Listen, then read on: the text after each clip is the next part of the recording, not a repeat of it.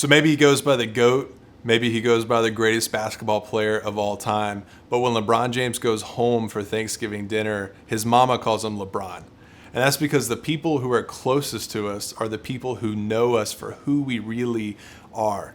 And as much as Mama James may love watching him play basketball, she could care less what the scoreboard is at the end of the day, as long as her son gets home safely. Because again, who we are is more important than what we do. And that's what we're talking about all season long this year. But who are we? That's the bigger question. See, it's enough to say that whether I win or lose, it's who I am that matters. But do you know who you are? See, if you're an athlete, that's an identity. And that's an identity that's really easily still tied up in the score of the game, or how you look on the sidelines, or whether somebody got a picture of you making that catch in the end zone for the gram. That's still an identity tied up in performance. And so if we're going to break away from that, if we're going to be athletes that are not defined by our performance, but by our identity, we have to start with our identity. Who are we? Now, we said in our example that who we are is defined by the people closest to us. But we have to be careful about that too.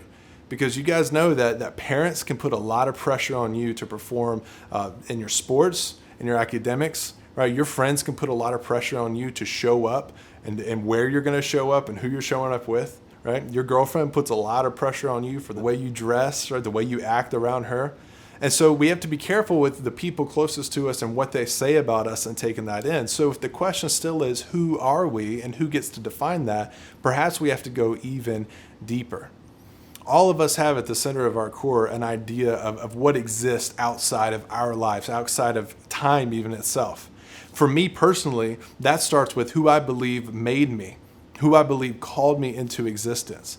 For me, I believe that there is a God, and I believe that He knows my name. Last week, we talked about Jesus, this man who transcended time and history, the most recognizable figure in all of human existence. And he had this personal why he came into existence, what he wanted to accomplish, what he knew would let him be relieved of his responsibilities. And that why was to bring people who were far from God to be near to God. So if Jesus' why was to bring people far from God to be near to God, He's been successful in that. And for me in my life, I believe in Him. I believe that He has taken me from far away from God to being close to this God that I believe created me. And so for me and my identity, I want to go straight to the source. And if I believe that there is a God and that He created me, that He calls me by name, then I want to know what He has to say about me.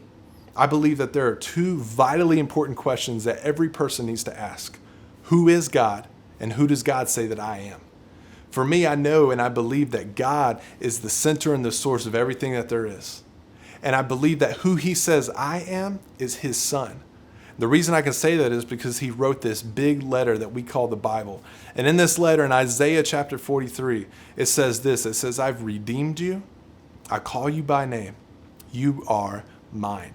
That redeeming part is what Jesus did, His why, to bring people far from God to be near God. So He's redeemed me. He calls me by my name. Who knows your name? You know, we live in a world where we say, what's up, man? What's up, bro? What's up, coach? But we don't use people's names very much, especially on the football field. It's your number, right?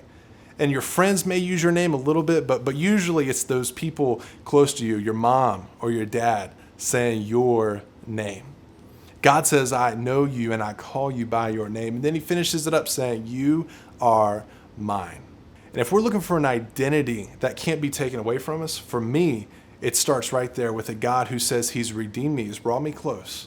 He knows my name, and He says I belong to Him. And whether I win or lose in this life, I know that He's already won for me, and one day I'm going to spend forever with Him. So our identity is more important than our activity. Who you are is more important than what you do. Do you know who you are?